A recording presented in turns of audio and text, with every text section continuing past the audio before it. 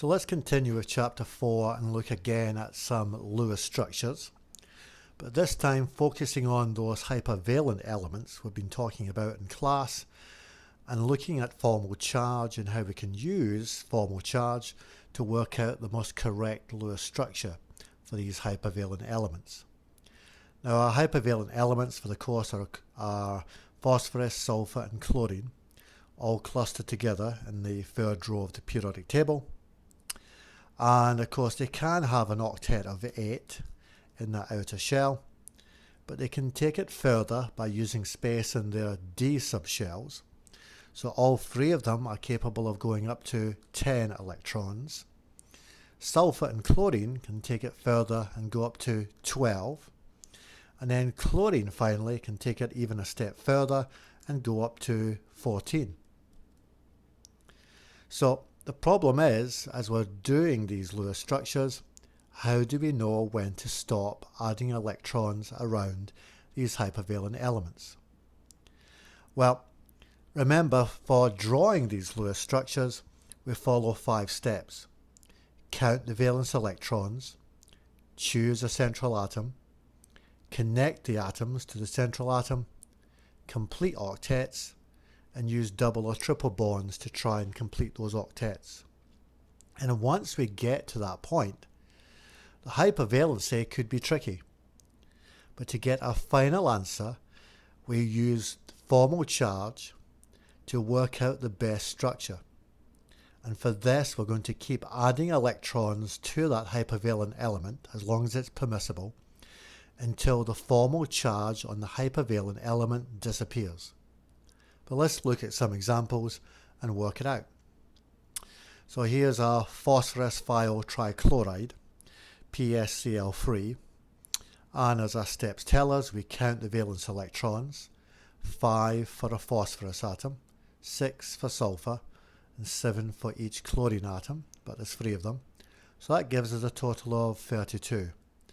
Now a choice for the central atom is usually the element which needs the most electrons to complete its shell, the element which has the lowest electronegativity but is not hydrogen. Now phosphorus wins that, so we'll put phosphorus at the center and we'll connect the other remaining atoms to it through chemical bonds, and then using the remaining electrons we'll start to fill octets. We had 32, we've used 2, 4, 6, 8 electrons, and we'll add another 6 electrons to each of those outer atoms as lone pairs to fill up those initial octets for the outer atoms. Now that uses up our entire supply of electrons, and we know that we sometimes use double and triple bonds. But do we need that for the phosphorus? It already has 2, 4, 6, 8, but we know because it's hypervalent, it sometimes has 10. So let's think about formal charges. And for the sulfur atom itself, from the periodic table, it's supposed to be 6. It actually controls 7, 2, 4, 6 from the lone pairs, and 1 from the chemical bond. So 7 from 8, giving it a -1 charge. And then for the phosphorus in the center, it's got a charge of +1. It should be 5 electrons under its control because it's the 5th element in the third row of the table, but it's only controlling 1, 2, 3, 4. Now we don't like that positive charge on the phosphorus, but if we take a lone pair from the sulfur, it's the next element most readily making chemical bonds. So it's our source of electrons with a combining power of 2 compared to just 1 for each chlorine. So we'll take a lone pair off the sulfur and we'll turn it into a chemical bond. There we go. So with that sulfur to phosphorus double bond, we now check formal charge again, and for the phosphorus in the middle, it should control 5, that's what the periodic table position tells us, and it does indeed control 5. 1, 2, 3, 4, 5, 1 from each chemical bond, so it makes the hypervalent phosphorus electrically neutral. and that's a good sign that we've reached our finishing point. Use the hypervalency to make double or triple bonds until we take the electrical charge, the formal charge, off the hypervalent element itself. Let's look at another example. Next we'll look at sulfite SO3 2-, and again with our 5 steps for the initial making of the Lewis structure, counting the valence electrons. That's going to be 26, 6 for sulfur and each oxygen, which gives us 24, and then that electrical charge of 2-, giving us an extra 2 electrons. We choose sulfur as the central atom because it's bigger than any one oxygen and it has a lower electronegativity value. So we'll put sulfur at the center and connect it up to the other oxygen atoms. That's used 6 electrons and takes us down to 20. We'll use the remaining electrons to fill octets, starting with the outer oxygen atoms. And that almost uses up our electron supply. 18 more down, 2 remaining. So with nowhere else to put them, we put that lone pair on the sulfur atom itself. And that allows us to complete the octet for the central sulfur atom. But do we have to take things further? Because we know that hypervalent sulfur can have 8, 10 or even 12. So let's think about the formal charges that we see right now. The periodic table count compared to the ownership in the Lewis structure. And we see for each of those oxygens, they're supposed to control 6, that's what the periodic table tells us, but they actually control 7. 2, 4, 6 and 1 from the bond, 7.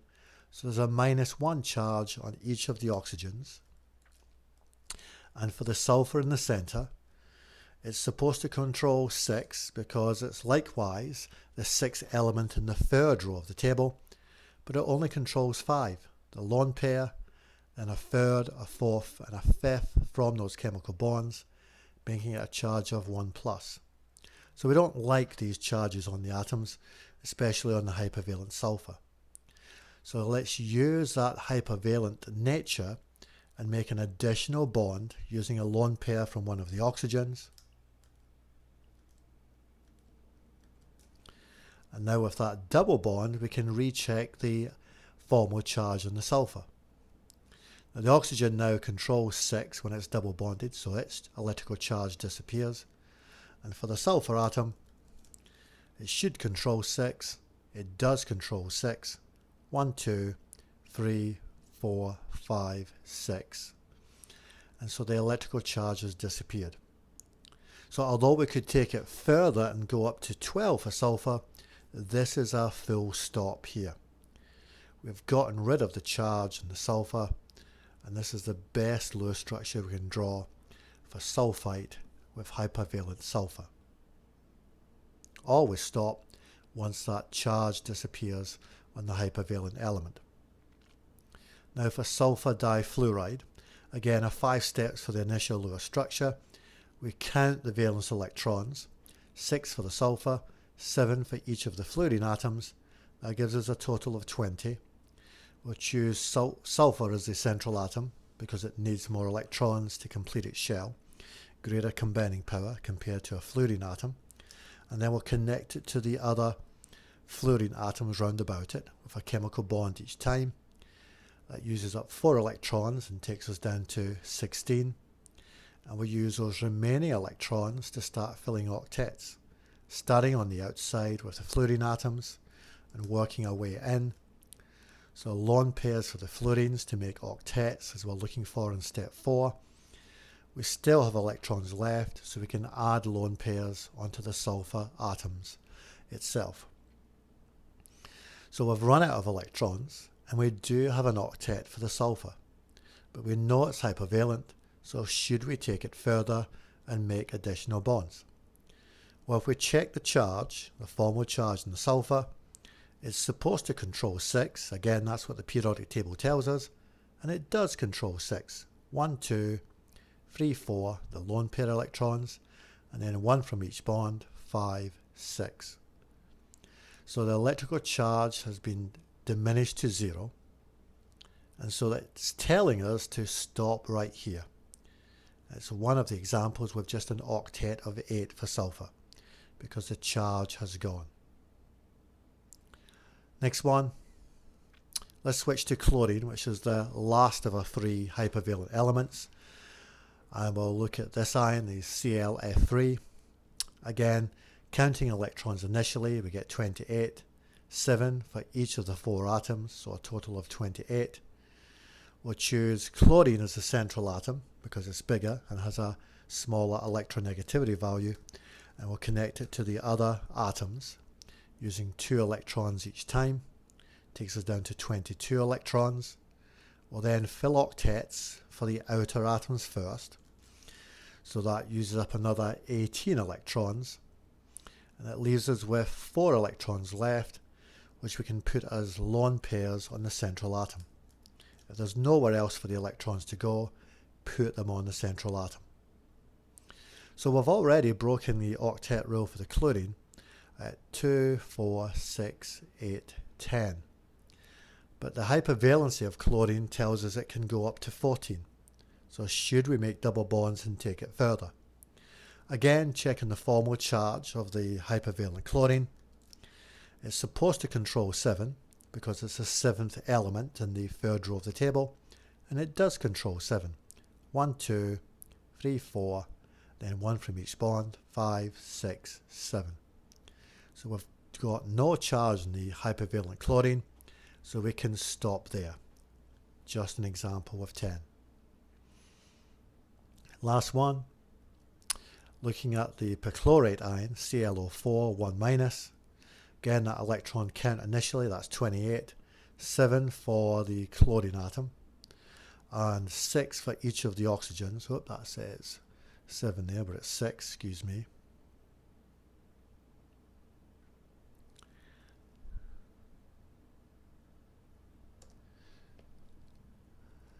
So 7 for the chlorine,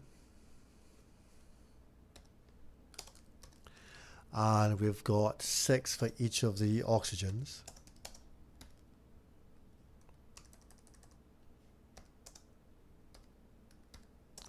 And because of that electrical charge, we add on 1 more electron.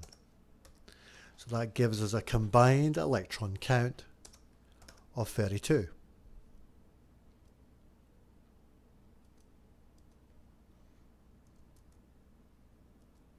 Okay, looks a bit better. So with these 32 electrons, we're going to make a Lewis structure.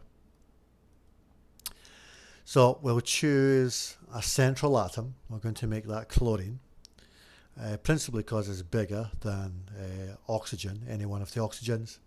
As we'll see in later chemistry, the electronegativity value is the more important factor, the smaller value. So we'll use chlorine as the central atom, and we'll connect it to the other atoms in the molecule, the 4 oxygens, and then we'll use the remaining electrons to complete octets, but start with the outer atoms first. So 6 electrons for each of the oxygens to make up an octet. Now that uses up our electron supply,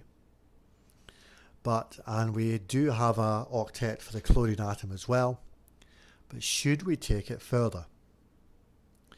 Remember, chlorine can be 8, 10, 12 or even 14. So again, we'll check formal charge one last time. So currently, the oxygen atoms have a charge of -1. They should control 6, but they control 2, 4, 6 and 1 from the bond 7, or the 8 around them. And for the chlorine atom itself in the middle, it should be 7, but it only controls 1, 2, 3, 4, 1 from each bond. So a charge of +3. That's no good. We need to get rid of that charge. So let's start using lone pairs and turn them into double bonds. And with that double bond in place on the first oxygen, we now check the formal charge of the chlorine. It's now gone down to +2 as it takes control of one of those lone pair electrons, which is now in the chemical bond. So we've got more work to do. We can take another lone pair and make another double bond. We check the formal charge again. Should be 7. It's now controlling 1, 2, 3, 4, 5, 6 electrons. So a 1 plus charge. That takes us up to a total of 12 electrons for the chlorine atom, but we know we can take it to 14. So if we go with another double bond one last time,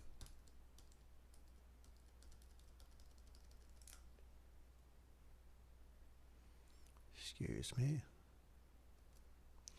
and now check for the charge on the chlorine atom.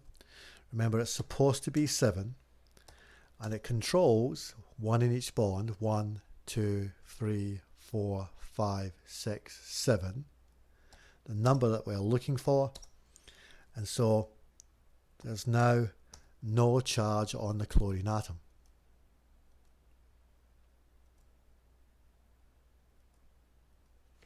So remember, follow your rules for Lewis structures, and double and triple bonds are always the last step. We're normally going to stop at an octet unless we're dealing with one of the hypervalent elements. And the trick to the hypervalent elements like phosphorus, sulfur and chlorine is to stop making these additional bonds once the formal charge on the hypervalent element itself is gone.